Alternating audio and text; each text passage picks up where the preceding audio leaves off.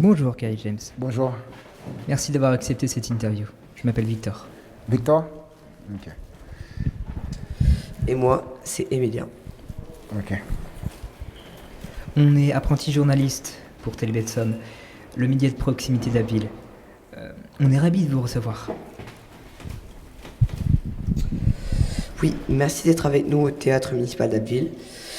Vous êtes sur le point de monter sur scène. Vous avez accepté de nous répondre à quelques questions.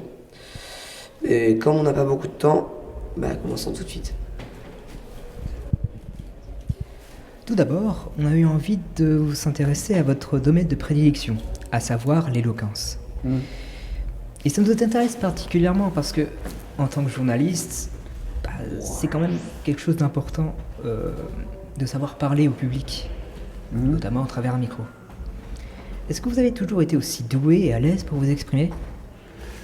Je prétends pas être plus doué qu'un autre pour l'éloquence. Il y a une chose déjà que j'ai appris, c'est que l'éloquence, justement, ça s'apprend. On peut avoir des difficultés au départ et à force de travail devenir très à l'aise. Et ensuite, je pense que c'est quelque chose qui n'est même pas spécifique à mon métier. C'est-à-dire l'éloquence, on en a tous besoin en réalité, parce que la première chose sur laquelle les gens nous jugent après notre apparence physique et la manière dont on est habillé, ce sera la façon dont on parle, quoi. Donc notre langage, c'est aussi une vitrine. Ouais. Je vois. Quand vous avez commencé à 13 ans, est-ce que vous aviez des difficultés au niveau de la prise de parole ? Quand j'ai commencé à 13 ans, non, parce qu'en fait, l'envie était plus forte que la timidité. Mais au fond, je pense que je suis timide, mais mon envie de proposer quelque chose, ma proposition artistique est plus forte que ma timidité. Je comprends.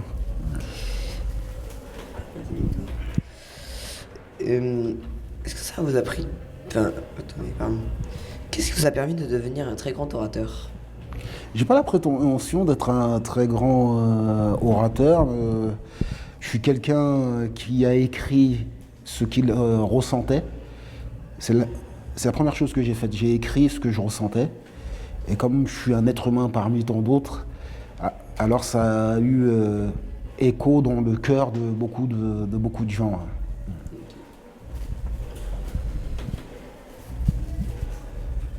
Et du coup, est-ce que c'est l'écriture ou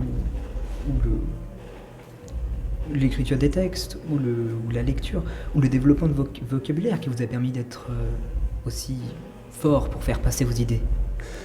Alors, le vocabulaire, c'est très important d'en avoir. Moi, j'ai toujours aimé la langue française, même quand j'étais au collège. C'est une matière que j'affectionnais particulièrement.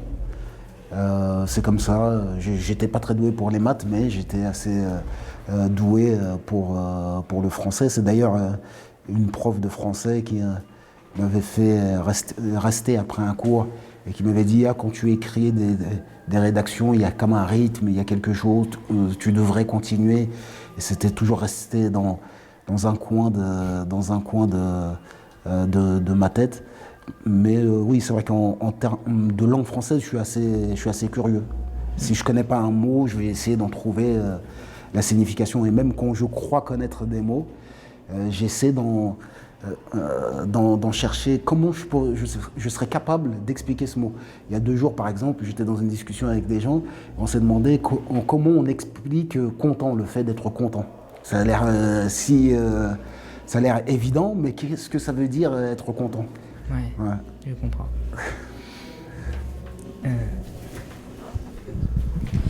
Est-ce que votre entourage, c'est-à-dire votre famille, les gens de votre ancien groupe ou encore des amis, vous auraient aidé ? Moi, quand j'ai commencé le rap, il y avait les plus grands de mon quartier qui faisaient du rap. Et au départ, quand j'écrivais mes textes, il m'aidait à écrire, il corrigeait certaines choses, il faisait des propositions, puis après, au fur et à mesure, j'ai pris mon envol. Ok. Moi, par exemple, j'ai un petit peu de mal à articuler et je parle trop vite. Est-ce que vous aurez un conseil à me donner, s'il vous plaît? Bah déjà, c'est bien de s'en rendre compte, mais moi, j'ai pas l'impression que vous parliez trop vite. Donc déjà, je pense que c'est déjà à moitié maîtrisé. Voilà. En tant que journaliste, on travaille aussi bien sur sur l'oral que sur l'écriture. Et on aimerait savoir comment votre écriture a évolué. Vous êtes parti sans doute d'un hip-hop avec un peu d'argot de la rue. Et maintenant, vous maîtrisez la langue française presque aussi bien qu'une plume d'un auteur reconnu d'il y a C'est gentil. des années. C'est gentil. Qu'est-ce qui s'est passé pour que votre langage devienne aussi riche et élaboré? Je pense que plus on écrit, et mieux on écrit. C'est tout simple. Il faut beaucoup d'exercice. Donc j'ai beaucoup écrit et donc je pense que j'ai un peu progressé quand même. Ouais. Merci. On sait que la banlieue est une thématique récurrente dans votre discographie. Ici, nous, à Abbeville, on n'est pas étiqueté banlieusard, mais on est étiqueté d'une autre manière, les provinciaux. Ouais. Est-ce que vous avez remarqué que la stigmatisation entre provinciaux et parisiens pouvait être similaire qu'entre banlieusards et les autres, quoi? Ouais, bien sûr.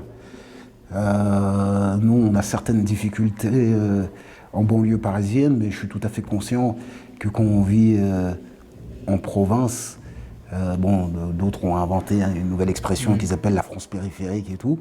C'est aussi difficile et on doit faire face aussi à une forme parfois d'abandon social qui est pas facile aussi. Ouais. C'est le thème d'une de mes chansons avec Orelsan qui s'appelle À qui la faute, qui avait accompagné la sortie du film Banlieusard, dans lequel justement je répliquais à Orelsan qui avait aussi, disons-le parce que c'est mon habitude de dire les choses franchement, des gens blancs qui sont français et qui souffrent aussi. Ouais.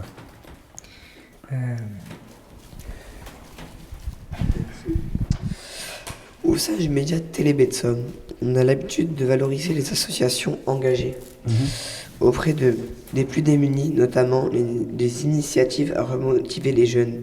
Vous avez créé l'ACES, apprendre, comprendre, entreprendre, servir. Est-ce que vous pouvez nous expliquer un petit peu en quoi elle consiste? L'association ACES, c'est une association qui existe depuis 2008 et qui fait du financement d'études supérieures principalement. On a commencé par faire du soutien scolaire, mais après, ça me prenait beaucoup de temps et je suis resté dans le financement d'études supérieures. Et donc, c'est une association qui est totalement indépendante. Je ne reçois pas d'aide de l'État. J'en veux pas parce que j'ai envie de rester libre. Et donc, ce que je fais, c'est que quand je fais une tournée comme celle-ci, sur une partie des dates, je reverse une partie de mon cachet à un des jeunes qui habite la ville dans laquelle je me produis. Voilà. Ok, merci. Est-ce que vous avez... Ah non. Et vous... Attendez. Prends ton temps, tranquille. Audrey, reste comme Et vous, comment est-ce que vous vous impliquez dedans? Ça y est, il a déjà répondu à ça, tu peux sauter celle-là, Emilien. Celle-là, tu peux la passer. Vous êtes actuellement en tournée jusqu'en février prochain, en tournée, donc en pleine tournée acoustique. Ouais. C'est la deuxième tournée de ce style que vous faites. Le précédent était pour vos 20e années d'activité. En quoi c'est différent?